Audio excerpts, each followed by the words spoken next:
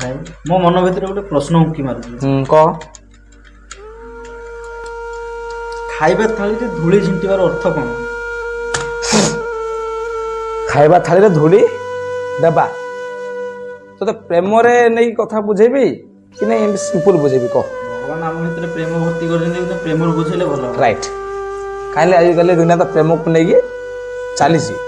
ତ ଶୁଣ, ଖାଇବା ପତ୍ର ଧୂଳି ଦେବା ଗୋଟେ ତୋତେ କାହାଣୀ କହୁଛି ଶୁଣ। କାହାଣୀ ନୁହଁ ତ ଗୋଟେ ବାସ୍ତବ, ବୁଝିପାରିଲୁ? ଯେ ମୋ ସାଙ୍ଗଟା ବହୁତ ବଢ଼ିଆ ସାଙ୍ଗ, ବୁଝିପାରିଲୁ? ସବୁବେଳେ ଇନଷ୍ଟାଗ୍ରାମ ଚଲାଏ। ହଠାତ୍ ଗୋଟେ ଝିଅ ସହିତ ତାର ଚାଟିଂ ଚାଲିଥିଲା।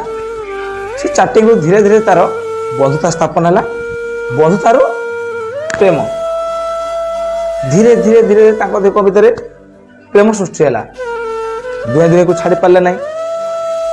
ହଠାତ୍ ଗୋଟେ ଦିନ ମୋ ସାଙ୍ଗ ପଚାରିଲା ଯେ ତାକୁ, ତମ ପରିବାରରେ କିଏ କିଏ ରହୁଛନ୍ତି? ବୁଝିଲୁ?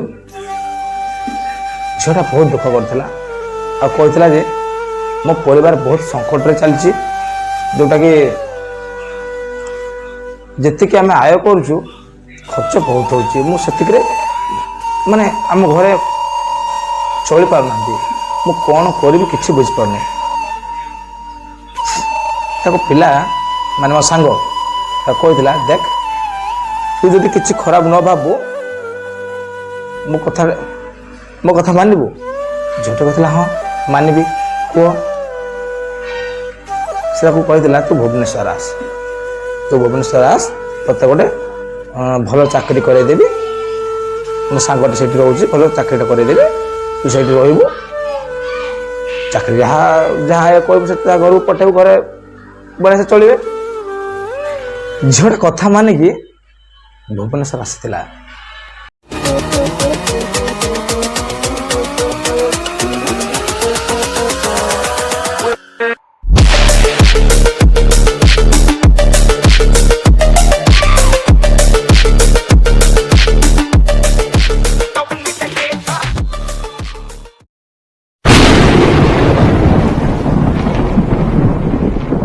ଭୁବନେଶ୍ୱର ପଳେଇ ଆସିଲା। ଚାକିରି ମିଳିନି।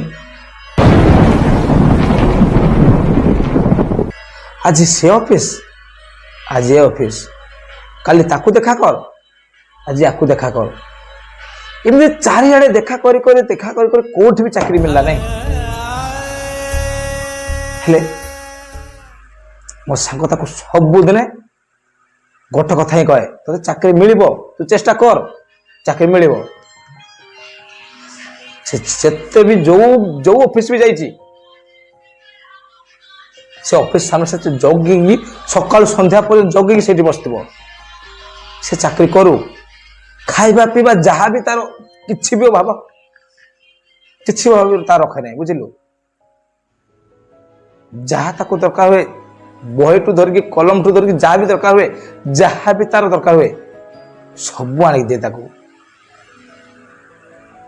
ବିଶ୍ୱାସ କରିବୁନି, ତା ଦୋକାନ ଛାଡ଼ିକି ସେଠି ବହୁତ ଟାଇମ ତା ସହିତ ରୁହେ ଯେ ନାଇଁ ତୁ କେମିତି ଚାକିରି କରିବୁ, ତାପରେ ମୁଁ ଯାଇ ଗାଁକୁ ଯିବି। ହେଲା, ଧୀରେ ଧୀରେ ତାର ଷ୍ଟ୍ରଗଲଟା ଗୋଟେ ଦିନ ଚାକିରି କଲା। ପ୍ରଥମ ଦରମା ତାର 8,000 ଥିଲା, 10,000, 12,000, 16,000 ପଡ଼ି ପଡ଼ି ତାର ଯେମିତି ଗୋଟେ ସାଟିସ୍ଫାଏ ହେଲା ଭଳିଆ ଦରମା ପାଇଲା। ଭଲ କଥା। ଯେତେବେଳେ ତାର ଦରମା ଷ୍ଟାର୍ଟିଂ ହେଲା, ଆଟଲିଷ୍ଟ ତାକୁ ତ ଯିଏ ଭୁବନେଶ୍ୱର ନେଇକି ସେଇ ଭୁବନେଶ୍ୱର ଦେଖିଛି ତାକୁ ତ କିଛି ସମୟ ଦେବା ନା ନାଇଁ?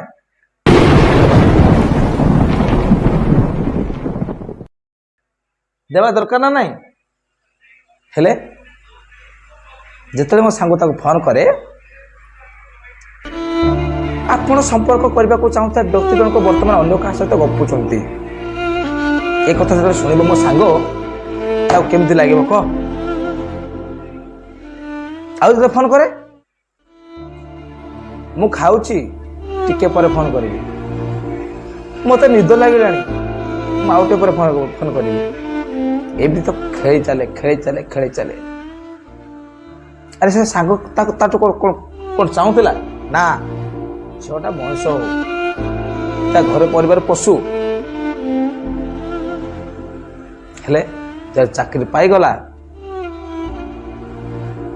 ମୋ ସାଙ୍ଗ କିଏ ଆଉ ସେ କିଏ? ସେ ସମ୍ପର୍କ ଆଉ ରହିଲା ନା ସେ ଝିଅ ମୋ ସାଙ୍ଗ ସହିତ ଲିଙ୍କରେ ରହିଲା? ବୁଝିଲୁ? ସାଙ୍ଗ ତାକୁ ଭୁବନେଶ୍ୱର ନେଇକି ସେଠି ତା ପିଛରେ ଖର୍ଚ୍ଚ କରିକି, ତା ପଛରେ ପ୍ରତ୍ୟେକ ଦିନ ଲାଗିକି ତୁ କେମିତି ଚାକିରି କରିବୁ ମୁଁ ତୋ ପାଖରେ ଠିଆ ହେଇଛି, ଏ କଥା ତାକୁ ସାନ୍ତ୍ୱନା ଦେଇକି, ପୁଣି ସେ ଝିଅର କେହି ନାହାନ୍ତି, ସାହାରା ସେ ମୋ ସାଙ୍ଗ। ଯେତେବେଳେ ଚାକିରି ପାଇଗଲା,